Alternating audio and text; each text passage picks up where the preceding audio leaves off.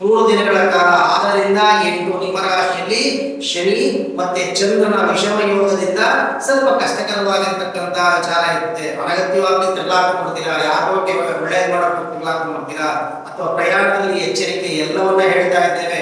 ಕೆಲವೊಂದು ನಂಬೇಕಾಗ್ತದೆ, ಹಾಗಾಗಿ ಹುಷಾರಾಗಿರುತ್ತೆ.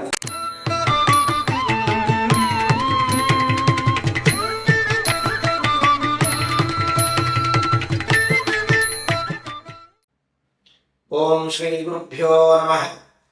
ಉಗ್ರಂ ವೀರಂ ಮಹಾವಿಷ್ಣುಂ ನಿರಂತಂ ಸರ್ವತೋಮುಖಂ ನೃಸಿಂಹವೇಷಂ ಭದ್ರಂ ಮೃತ್ಯುಮೃತ್ಯೋ ನಮಾಮ್ಯಹಂ.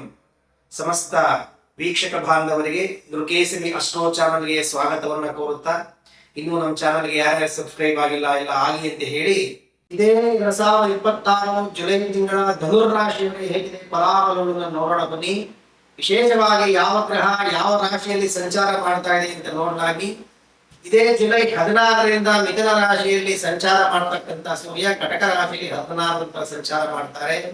ಗುರುಗ್ರಹ ಎದುರಂತೆ ಕಟಕ ರಾಶಿಯಲ್ಲಿ ಇರ್ತಾರೆ. ಶನಿ ಭಗವಂತ ಅವರು ಶಾಂತಿಯವರೆಗೂ ಮೀನ ರಾಶಿಯಲ್ಲಿದ್ದು ಈಗ ತಿರುಮುಖ ಸಂಚಾರವನ್ನು ಮಾಡ್ತಾ ಇದ್ದಾರೆ.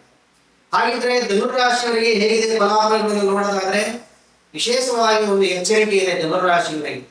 ಈ ಜುಲೈ 6ರಿಂದ ಬರೆದಿಟ್ಕೊಡಿ ಮತ್ತೊಮ್ಮೆ ಹೇಳ್ತಾ ಇದ್ದೇವೆ, ಜುಲೈ 6ರಿಂದ 8ರವರೆಗೆ ಈ 3 ದಿನಗಳ ಕಾಲ ಶನಿ ಮತ್ತೆ ಈ ನಿಮ್ಮ ಹಿಮ್ಮುಖ ಸಂಚಾರ ಮಾಡ್ತಕ್ಕಂಥ ಶನಿ ಮತ್ತೆ ಬುಧನ ಸಂಯೋಗ ಮತ್ತೆ ಚಂದ್ರನ ಸಂಯೋಗದಿಂದ ವಿಷಮ ಯೋಗ ನಿರ್ಮಾಣ ಆಗ್ತದೆ ಈ ಧನುರಾಶಿಯವರಿಗೆ.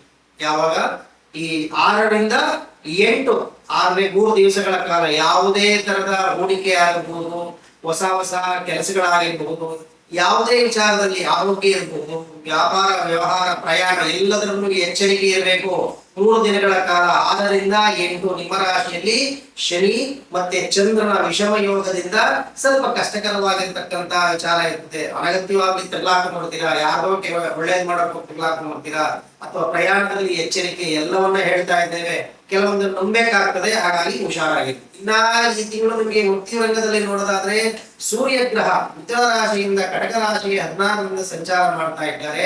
ಸ್ವಲ್ಪ ನಿಮ್ ಕೆಲಸ ನೀವು ಮಾಡ್ಕೊಂಡು ಹೋದ್ರೆ ಸಾಕು. ಬೇರೆಯವರ ಕೆಲಸಕ್ಕೆ ಅನಗತ್ಯವಾದಂತಹ ಮೂಗು ತೋರಿಸ್ತಕ್ಕಂಥದ್ದು ಮಾಡಕ್ ಹೋಗ್ಬೇಡಿ. ನಿಮ್ ಕೆಲಸ ನೀವು ಮಾಡ್ಕೊಂಡು ಹೋದ್ರೆ ಜಾಗರೂಕತೆಯಿಂದ ಇರ್ತೀವಿ. ಇನ್ನ ಹಣಕಾಸಿನ ವಿಚಾರ ನೋಡೋದಾದ್ರೆ, ಶುಕ್ರ ಗ್ರಹ ಸಿಂಹ ರಾಶಿಯಲ್ಲಿ ಸಂಚಾರ ಮಾಡ್ತಾ ಇರೋದ್ರಿಂದ 4ರಿಂದ ಇದೇ ಜುಲೈ 4ರಿಂದ ಸಿಂಹ ರಾಶಿಯಲ್ಲಿ ಸಂಚಾರ ಮಾಡ್ತಾ ಇರೋದ್ರಿಂದ ಹಣಕಾಸಿನ ವಿಚಾರದಲ್ಲಿ ಸ್ವಲ್ಪ ಜಾಗರೂಕತೆಯಿಂದ ಇರಿ. ಯಾರಿಗೂ ಸಾಲ ಕೊಡ್ಲಿಕ್ಕಾಗಲಿ ಸಾಲ ತೆಗೆದುಕೊಳ್ಳಕ್ಕಾಗಿ ಹೋಗ್ಬೇಡಿ. ಹಳೆಯ ಯಾವ್ದಾದ್ರು ಜಗಳ, ಹಣಕಾಸಿನ ವಿಚಾರದಲ್ಲಿ ಜಗಳ ಇದ್ರೆ ಈ ತಿಂಗಳು ಸುಮ್ಮನಾಗಿದ್ರೆ ಯಾವುದೇ ತರದ ತಂಟೆ ತಕರಾರು ಹೋಗಕ್ ಹೋಗ್ಬೇಡಿ.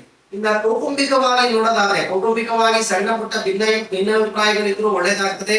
ಯಾಕೆಂದ್ರೆ ಬುಧ ಗ್ರಹ ನಿಮಗೆ ಉಚ್ಚ ಸ್ಥಾನದಲ್ಲಿ ಇದ್ದಾರೆ. ಧಾರ್ಮಿಕ ಕ್ಷೇತ್ರದ ಪ್ರವಾಸ ಆಗ್ತಕ್ಕಂಥದ್ದು ಅಥವಾ ಮನೆಯಲ್ಲಿ ಶುಭ ಕಾರ್ಯ ಮಾಡ್ತಕ್ಕಂಥ ಕೆಲಸಗಳನ್ನೆಲ್ಲವನ್ನ ಬುಧ ಗ್ರಹ ನಿಮಗೆ ಅನುಗ್ರಹವನ್ನ ಮಾಡ್ತಾರೆ. ಇನ್ನ ಉದ್ಯೋಗದಲ್ಲಿ ಆಯ್ತು, ಇನ್ನ ವೃತ್ತಿ ರಂಗದಲ್ಲಿ ಆಯ್ತು, ಇನ್ನ ವಿದ್ಯಾರ್ಥಿ ಜೀವನಕ್ಕೆ ನೋಡೋದಾದ್ರೆ, ವಿದ್ಯಾರ್ಥಿ ಜೀವನದಲ್ಲಿ ನೋಡೋದಾದ್ರೆ ಸ್ವಲ್ಪ ನೀವು ದುಡುಕಿನ ನಿರ್ಧಾರವನ್ನು ತೆಗೆದುಕೊಳ್ತೀವಿ. ವಿದ್ಯಾರ್ಥಿಗಳು ಅದ್ ಮಾಡೋದ ಆ ಪರೀಕ್ಷೆ ಬರೆಯೋದ ಅಥವಾ ಈ ಪರೀಕ್ಷೆ ಬರೆದುಬಿಟ್ಟಿದ್ದೀನಿ ಅಥವಾ ನಂಗೆ ಎಲ್ಲ ಗೊತ್ತು ಬರೆದುಬಿಡ್ತೀನಿ ಅಂತ ಹೋಗ್ತೀರಾ. ಜಾಗರೂಕತೆ ಎಂದಿರಿ.